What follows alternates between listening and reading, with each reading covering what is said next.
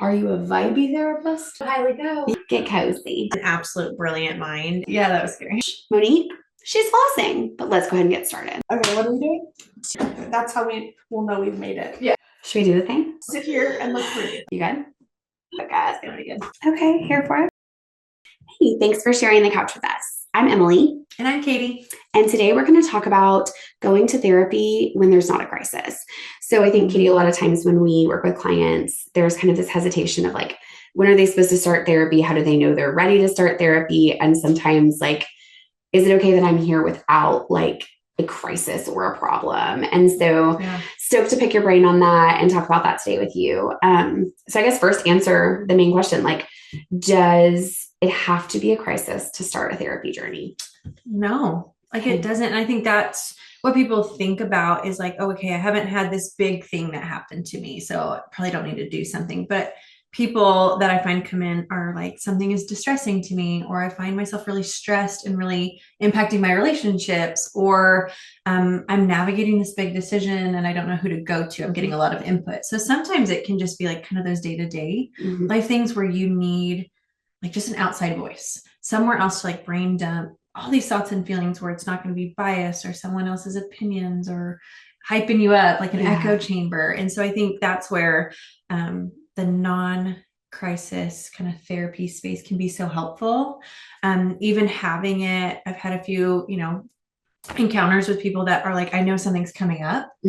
So I want to come in and kind of get some tools knowing that it might happen, a life change, a kid, a marriage, anything like that. So even like preventatively usually is that word that can start unfolding other areas of your life. Yeah, proactive, not reactive in that way. Yes. I feel like when I think about like this nervous energy, and like I've personally had it as someone that's like done therapy, but it's like, okay, what am I going to talk about this first session? If I don't have this crisis, if I'm not like, hey, therapist, I want to work on X, Y, and Z, like, what can I even expect going? How do I know what I need? Like, what if they just sit and stare at me and it's silent? Like, how do you even suggest that individual is kind of like looking to explore it, kind of set the tone for what to expect there? Such a great question. As you know, I'm a very visual person. Yeah. And so I love to use analogies. And so I usually tell clients the first time I meet them in an intake is imagine us going on a road trip together, but not with like GPS and Siri on our phone. Oh. This is like old school. Like we go to a gas station and some people don't even know that you could buy paper maps in a gas station. I like remember the like, yes, you like unfolded it and it's like this giant paper map. And so we go because it takes a lot of intention and a lot of steps and bravery to go and do these things. And so we pick some destinations in collaboratively. So some of that might be, I have this anxious energy and I don't know what to do with it. Okay, that's a destination that we want to go. Some of it is navigating a relationship. Some of it is have a big decision with a career change and I don't know what to do. Or some of it could be I've had trauma and it's affecting how I live my day-to-day life. So broad range of our destinations. Yeah. And so how I share this with clients is one, they're in the driver's seat the whole time. This is their therapy. This is their road trip, but I'm in the passenger seat and I'm holding the map. So they get to determine how fast we go in something. If we jump right in, if we go through something heavier, like a big storm, they get to determine that. If that ever feels overwhelming, I'm in the passenger seat, holding them out, navigating them, helping navigate through that. Do we want to turn here? Yeah. Do you want to lean into this? How does that feel to kind of stay in this road trip? Because sometimes it gets bumpy. Sometimes it gets really clinky in session and a lot of emotions. And some days it's smooth and it's sunny and like we're vibing out and we kind of chit chat and enjoy that. But that's all part of it. Yeah. And so we might go through some weather in this road trip. And that's those kind of maybe traumas or those things that we didn't think would bother us. And we're doing it together in our little road trip. And then we might have sessions that feel lighter, where it's like, I don't know what I'm talking about today or what's coming up. And that's part of it. Yeah. Because we're still trying to get to those destinations, but there's so many different routes that we can go. So it's usually what I try to tell people to disarm them or to calm some anxieties coming in or expectations. And because for some people we're not stopping kind of road trip people. We are going, no snacks, no potty breaks. Like, let's jump into this trauma. And that's fine too. There's room for that. Sure. And then there's some people that want to take their time and be a little slower and build a little bit more rapport or trust or safety in the relationship dynamic. So I refer throughout sessions. We always kind of go back to that road trip to kind of check in sometimes.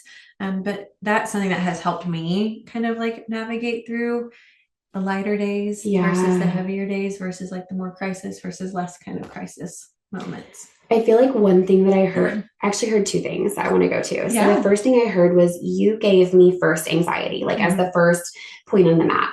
And that can sometimes like be labeled as anxiety. Sometimes that can be like, I've got this heavy feeling in my chest, or when I had to present at this presentation, I felt like I was going to throw up before, right? So like a little bit more somatic, or even like kind of breaking that word down a little bit more like body based. Our body's reacting. A therapist is going to talk about that as anxiety, but like sometimes our clients don't even have the language for that. Right. And so can you kind of help explain like the difference between like, I've got these feelings in my body, I'm not really sure. And, you know, this other idea of like, I'm going through this life crisis. Here's what I want to work on. Like, how do you measure that? How do you kind of talk them through that? Something that's important, and I know for our whole team is using the language the client's using. So if they come in and they're not labeling it as anxiety, but they just feel overwhelmed or they feel heaviness, it's like, okay, let's use those words and let's explore them. Like, let's poke around. Do you feel that all the time? Do you feel that just at these certain moments? Oh, just be curious. Because I think curiosity, a big believer, leads to self-compassion and understanding. Judgment leads to shame and guilt. And so we probably judged ourselves enough to come into this space with those feelings. And so let's just be more curious of what these feelings are.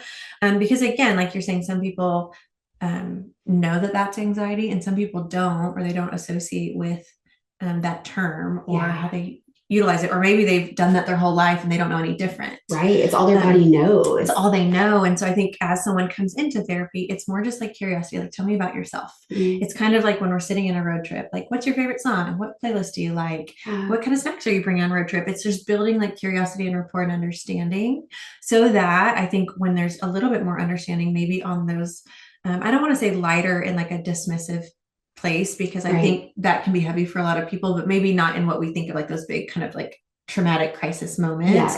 That when we get to those places, there's at least an understanding of my body or an experience or some language around it. I think that's why we love resources in our work. And so like even giving a feelings wheel to show like, okay, I'm not just mad, I'm disappointed.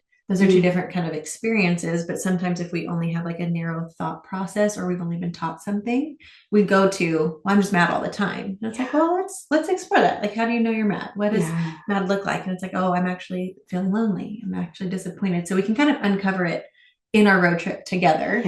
And then when there's conversation around like crisis or something that feels heavier, or maybe like a more marking moment that we do have to debrief, we've already created like some language around it to understand. And almost like, I know you love body-based like analogies of almost like some muscle like tone that says like, hey, this muscle or my brain remembers what it's like to address this feeling in my body. And now that I'm in crisis and the feeling is almost like swallowing me, well, I have language for it. I understand the sensation. And now I know how to like nurture or take care of it. So again, kind of back to that preventative space of it. Yes. And to your point is sometimes our body gives us more signals and language than our words can. And so that's where I have people tune in, like, where do you feel that in your body? Like, what are you noticing? It's like, oh, my hands are really fidgeting, but I don't know what I'm feeling. And it's like, oh, let's nurture the fidget first. Like, what do you need? Do you need a fidget toy in your hand? Do you need an ice pack? Do you need something soft? Because when we can nurture the body too, then I think we can understand the emotion a little bit more, because there's a little bit more regulation. There's a little more support there. And to me, there's more safety in it. Of like, oh, now I can explore this emotion that feels really overwhelming. So a big conversation I have a lot of times is like, sometimes your body is the best at communicating something that our brain can't right now. So let's meet your body where it's at, so that we can learn what your brain is trying to communicate.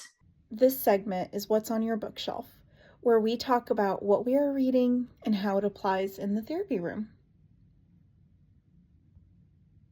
All right. What do you bring for us to chat about today? I brought Brene Brown, The Gifts of Imperfection. So good. Brene Brown. We love her around here. I love this one because I work with a lot of perfectionist clients, and perfection's not bad. It's a part of us, usually protecting in some way. It's usually a coping skill of some sort. And so this just really, like, if you've read any of her stuff, this is how she talks. It's super easy, super understandable, non-shaming. It just kind of breaks down like what is the purpose of perfection? It doesn't really, we're striving for something that we can't achieve. Yeah. And so just kind of normalizes like when we can be imperfect and embrace that part of ourselves. There's like kind of freeing feelings outside of that. That's great. I remember in a training that you recently did, I mean, recently, like 3 months ago, time flies by. In a training you recently did, though, you were talking about working with kind of that population of just like people who deal with perfectionism, which I would totally put myself in that category. Oh, yeah. And I remember you just reframing this idea of like striving for excellence and kind of that. Could you speak a little more on that? Yeah, so much like you, I call myself a recovering perfectionist because that part of me still comes out at times. But I think we get it confused with wanting to do things really well. Yeah. So doing something perfect is almost more like rigid. There's more anxiety induced. There's more pressure. There's more expectation. But if like a value of yours is to do things well or to do things excellent, that's not bad. And so being able to even challenge yourself of like, what does excellent mean to you? What does it mean for you today? Doing things well for me today might be different than doing things well on a Friday. Yeah. And so just giving that kind of flexibility, that permission for well and excellent to still be a value of yours, but like really reevaluating like each day that could look so different and each season of life that could look so different. Beautiful. I love it. And that's going to bring me back to a non-therapy book, East of Eden, and the very last page, very last chapter, one of the quotes that I just love from that book, and I'm going to paraphrase it. Nobody say I'm quoting this, but it's along the lines of, and now that you don't have to be perfect, you can be good. Yes. And I just hear you saying that with this. Yeah, you don't have to be perfect. You can still be good and you can still do things well, and that can still be a value that you hold without letting it handcuff you in anxiety and worry and performance and judgment. So it's a great book. Let's head back to the couch. I actually feel like you just nailed like why a lot of our clients come to therapy and don't have the word for, okay, for example, like I just went through a breakup, or I'm pregnant, right? Like they're like, something's not quite right. Something's not fitting at work. I'm feeling, overwhelmed, or I feel like no one likes me, or this guy I'm dating, I feel like keeps rejecting me. And so then it's kind of like walking through like, what's the information? What do we want to kind of do with that? So kind of throwing that on the road trip, working together to co-create is what I hear there. And that was kind of my second thing of, I hear so much collaboration for you. Yeah. I know there's different types of therapy that like people could get a little bit more structure or guidance, For but sure. I hear, and I think at the practice in general, we all are pretty co-collaborative. We co-create together with our client. And so that road trip analogy, I think is really sweet for like, hey, it's okay that you don't know what you need right now. Let's find out. Yes. And I think that's what I love about it is like some days clients know the direction they want to go. I want to talk about this today. Yeah. Okay. Like, let's jump in the car and like, let's go. And sometimes they're like, I don't know what to do. And it's like, okay, let's go back to the map. Like, let's go back to like kind of finding it. I think that's important as therapists that we kind of keep like an inventory of like, okay, what's bringing up? What are the things that we've been curious about that we want to kind of poke around in, and with safety and obviously trust and rapport. But I think that's why I love the road trip analogy is like, either the driver knows where they're going or, the person in the passenger seat can kind of navigate and help. I feel like over my years of working with individuals that like come because they know they want to work on something, they know they want to nurture something, they know that it's like they're not hitting what they want like baseline to feel like, right? And I feel like one of the things that I think about with that is, as a therapist, I also have to recognize that I don't know what that client needs on their road trip. Right. And so co-collaboration there is crucial. And it's taken me, I think, years to navigate that, where it's been, I would just say, okay, how was the date last night? Right. And it's like, okay, but that might not be what they wanted to process at all today. And then they feel like this weird dance where they have to do that with me. Yes. And it's like, no, this is your time. Like, this is your session. Yeah. And so even as a therapist, I've had to grow in stepping out of the way of the client and starting my sessions with like, hey, what's on our agenda today? Like, what would be helpful? Because my assumptions are typically wrong, frankly, of what they need from that day. Yes. Because every day is different, right? Yeah. Like, and everyone, like, had a weekend, they've slept since the last session, like all of those things. But I think that's so human, right? That's the relational aspect. I remember this thing that you shared with me. I want to check in. And so there's nurture in that. And but this is what I remember. What do you want to do? Like what feels helpful? So I also want to like just encourage you and like, that's okay that we assume those things because it means you remember things and you care and they felt seen and heard there. And then also advocating for those clients. Cause I think this is where I think we've talked about as a staff is like, who's the more direct therapist and who's not, because I have so many clients that come in, they're like, I just need someone to tell me what to do. And it's like, okay, I could do that, but I could, but that's not what direct means to me. Right. Direct is a little bit more, maybe like, what would be a good word? More firm in how I ask something like, okay, I'm noticing you're avoiding right now versus like a little bit more delicate would be like, hey, what's that experience? I'm not more softer in that area. So it's probably hard for my brain to think of like a different way to be less direct. But again, building rapport is like, if a client wants to just know something, I need someone to tell me. To me, that's like exploring, like, okay, why do you feel like you need me to tell you what to do? Like, where's the barrier there?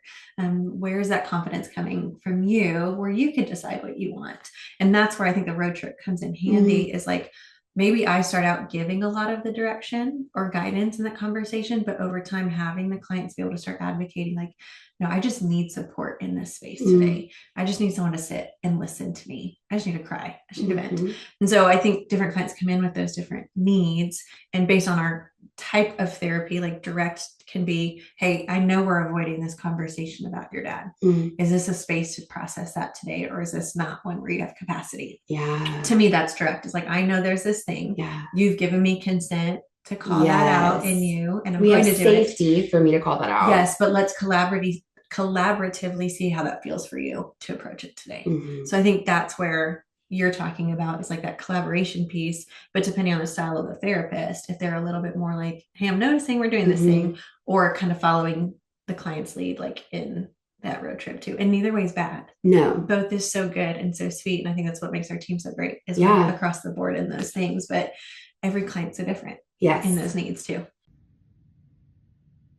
It's time for a segment of If You Are Asking, It's Worth Telling, where listeners submit hot topic therapy questions that we answer. All right, we are back to If You're Asking, It's Worth Answering. And so the next question, another solid question. What's the most surprising thing that clients assume about therapy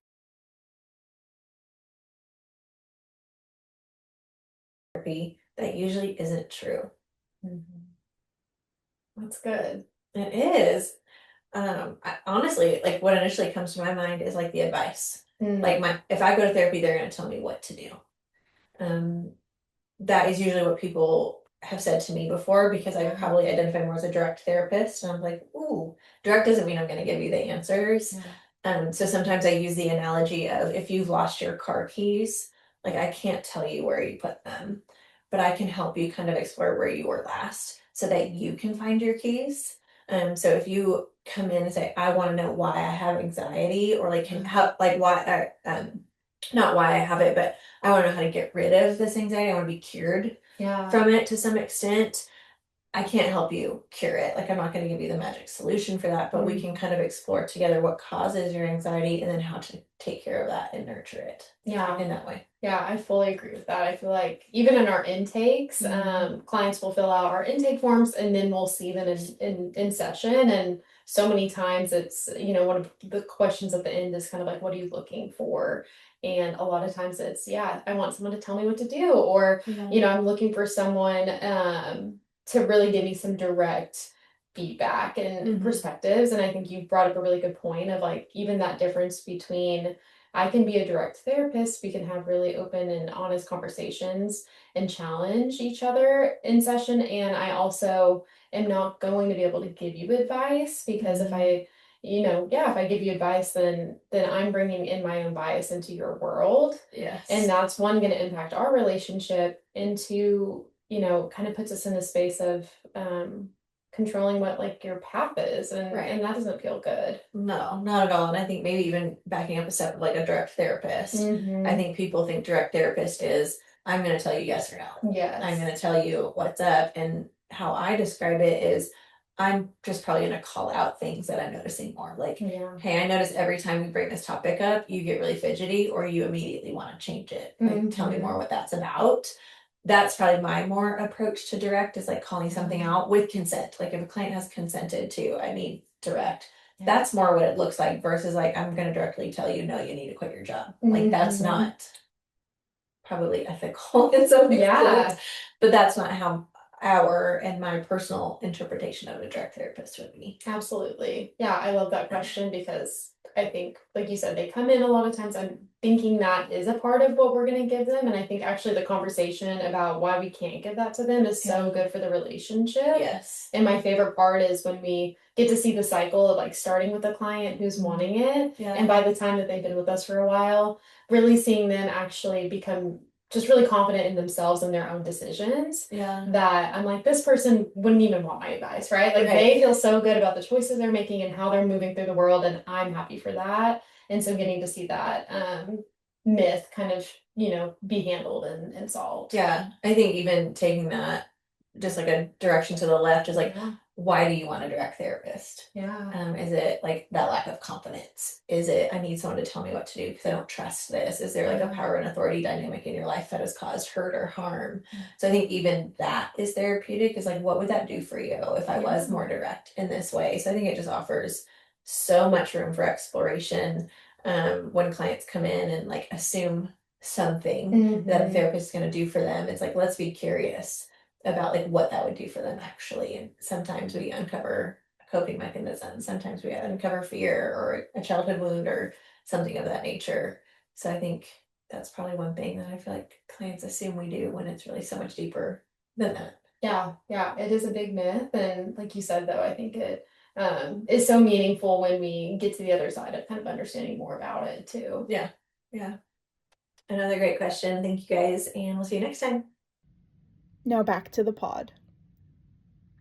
And I feel like that intake session is what sets the mark for like that first session, right? So you typically like, schedule online or you do a consult and kind of share typically like in your paperwork. At most practices, I think you'll see this of like, here's what I'm going through. I'm going through anxiety, or I'm starting college, or, I've lost someone that I love, or it's just like, I want to work on self-confidence or, whatever it is. Yeah. Also, fun fact, you don't have to answer that question. Like you can just say, I don't know. And that's fine. And I think we get a little excited about that. Yeah. But in that intake, we know a little nugget, but we also, I think our questionnaire and in that first session, when we're meeting with them and we're sharing that space with a virtually or in person, is help me understand the story of you. Yes. And almost like helping them paint that, map it out for us. So then when we say, what would be helpful to talk about today? And they're like, I don't know. I'm like, dude, I've got 30 ideas. Yes. Where do you want to go in this? Yes. But also I want to follow your lead. Yes. And I think that's sometimes sweet about not knowing what you want in therapy or coming to therapy without a crisis is when they're working through a crisis, I still want to know the whole picture of them, but like we probably need to kind of put out the fire a little bit. So we go hard there, we go straight there, we go soft there, whatever they need. Yeah. But if it's like, I just want to nurture myself, like paint the picture of you for me and let's really learn what this means. And so like, what are some of your favorite intake questions that you ask with that? Or like maybe moments when you're kind of thinking about someone with a broad stroke there? Yeah, I think of the clients that come in and they're like, I don't know what I need, but I know I need this. And I'm like, ooh, love that. How do you know you need this? What would this space offer you? What could this, like, let's be creative for a second. Like, is it going to offer you opportunity to learn more about yourself? Oh, tell me more. Is it going to offer you a different way to interact with your spouse? Okay. Is it going to offer you curiosity instead of judgment? So I think getting to explore, like, how do you know this space could be helpful? And a lot of times it's like, well, my husband told me to come or my parents are making me. And it's like, okay, how does that feel? Like, do you want to be made to do things? Because then that gives me an indication too of like, okay, I probably can't push too much if they don't want to be forced into doing something. So kind of navigating that. But I think some intake questions that I love to ask is, how will we know this has been effective? Like, how will we know we've gotten to these destinations, if you will? And sometimes that feels scary because some clients are like, I don't know, but I know I will feel better. Okay, what does better mean? Is that less fidgety? Is that less tension in your shoulders? Is that a shorter fuse when you get around your kids? So being able to be very kind of curious in the exploration of how will we know we've done something in this space? And for some people, it's like, I just need to dump it here. And then when I'm going out here, I don't think about it anymore. Yeah. Okay. Like a container. Yes. If this is your container, let it be. Like it looks so different from it. For everybody's road trip is going to look so different. And so if this is just your space where it's 1 hour a week for you, let it be that. Yeah. If it's just, walking through fine-tuning coping skills, seeing how they evolve in different relationships, okay, let's do that. If it's diving into heavy trauma in the somatic and body experiences, let's nurture the body too. But the how will we know is probably a go-to for me, because it helps clients have a little bit of hope probably in the process, or at least like, especially goal-oriented clients, like, I want to know that this is working. Okay, so let's get something somewhat indicative that we can kind of refer back to. Do we feel less anxious when we're around our family members? Actually, yes. Like, actually could sit at the Thanksgiving table or Christmas table or someone's birthday party and not feel like I had to leave the room. Yeah. Okay, there's progress there. There's some growth there. There's some reflection there. Were you able to regulate a little bit more in that work meeting that you were nervous about? And take some deep breaths and drink some water and be more mindful. Okay, that's progress. So yeah, I think, how will we know this is working or it's being effective? I think that question for like professionals listening is crucial, because it's also fact checking ourselves that we don't make assumptions about what health is or what wellness is or what mind body connection is. Like that's not our job as a therapist. Like that's actually very unethical. Yes. And so I feel like if that is a question that you're asking your client in the first session or in any session, you are putting yourself in the seat of what do you need with such intention. It's also going to take away your bias, your expectations of like what therapy is for this person. Oh, for sure. I think probably younger and earlier in my career, I was like, oh, you're dealing with perfectionism. Let's do this. Like, oh, I know how that works because I call myself a recovering perfectionist. Like this worked for me. Yes. Right. And so I think over the years and working with different clients and growing in my practice is being able to say like, that's my need. That's not theirs. Decreasing perfection could look so different to someone else than it is for me. Mine could be self-compassion and like letting my hair be messy one day, and someone else's could be like letting their gas tank go on to closer to empty instead of always filling it, whatever it is. Like our definitions of perfection are different. And so being able to zoom out, and that's probably what I do also a lot in intakes, is define that for me. I want to be healthy. Well, what does healthy mean to you? Because that means something different to me. I want to feel less anxious. Okay, what does anxiety feel like to you so that we know it feels less? Because my anxiety is different than yours. So defining terms is also, I think, a really important thing to do in an intake, because I think it gets us out of the way of our own way and being able to meet the client. Because healthy could mean moving your body, and healthy could mean not scrolling on social media. Okay, what does that mean? How can we meet you in that? And I think one thing I've learned in couples therapy is when I ask couples that question, they have very different answers. I can imagine that. So it's kind of like, oh, let me make sure you both hear the expectations of what you want from this, because you guys might be on a very different journey with that too. And alignment is going to be really important, because if your partner walks out of session and they're like, that went so awesome, and the other partner is like, man, that was really difficult, right? How we're measuring it, how we're understanding it, how we're getting what we need is going to evolve the feedback we give the therapist. It's going to really impact the couple and how they're feeling, if this is working towards their joint goals or their joint values, which is important for couples to work on anyways. So like there's a little bit of therapy even in that question and like playing with that a little bit there. Okay, wait. So tell me more about couples. So like we're talking about not having crisis, like as an individual. Yeah. But what if you're working with a couple and one feels like there's crisis and one feels like there's not? That's like all the time. I know. So how do you navigate that? I think it's like understanding, like, why is this a crisis for you? Like, what does this make, how are we making meaning of this? What does this mean about your relationship? And so in some of my couple intake, it really kind of takes them out of the problem actually, or the crisis. I want to hear about how you met, about how you fell in love, that weird thing that he said when he proposed to you. I want to hear the story of you guys, and I want to understand why we're here today. Are we here today proactively? Oh my goodness. It's my favorite couples therapy ever. I love crisis. I can do crisis all day too, but like you guys both decided to invest in your relationship. Like this is amazing. We're about to become parents. We're opening up our relationship. We're getting married. Like, cool. You're aware that there's something new that's going to rock your foundation. But the couples that are like, I feel like I'm having a hard time communicating my needs. Mm-hmm. We can strengthen such a foundation, but he might perceive that, right? If she says that, Yeah. he might perceive that as I'm not doing a good job. Right. And that's not what they're trying to, they're speaking two different languages in that way. Yeah. And it's so loving Yeah. that this person wants to communicate their needs stronger Yeah. to support this person. But how we even hear that can be hard. And so helping them understand like what has worked before and has built the story of you, and how do we want to nurture that now in a crisis or in like a space of creativity. Yeah. And it's like really sweet. And couples, I feel like it's just my professional experience, but like I get way more couples that come in for crisis than I do. Yeah. Like I want to nurture and explore, because I think it's hard to say to someone else, like, we should go to therapy. Right. It's vulnerable. And I think for individuals too, is even making that decision to go to therapy, whether they are in crisis or whether something just is off and they need a space. Yeah. Right. So now in couples, you're bringing someone along with you in that vulnerability, or as an individual, it's stepping out bravery and vulnerability to do that. Yeah. And I think that it's just sweet to think about, like we have on our website, and I think we'll always have on our website, like you don't have to be broken to go to therapy. And I think if anything from the podcast today or the conversation today, it's like therapy is always an option to be a space to nurture yourself, to take care of yourself. Yeah. But we don't want someone to feel like they have to meet diagnostic criteria to come in either. No. It's always okay to take care of yourself and work on yourself. Yes, because I think the idea of broken means it needs to be fixed. And that's for sure not therapy, that you have to fix yourself. And so I think there's a stigma of like, oh, I've got to have something wrong with me in order to go, when really I just need someone to talk to. Yeah. And so even like you're saying, is like, that's always going to be something we stand by, is you don't have to be broken because you're not needing to fix anything. No.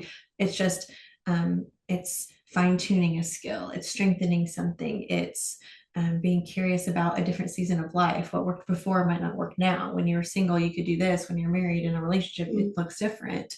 This coping skill might be different when you become parents. Like all of those things that might have worked at some point might not, and that's okay.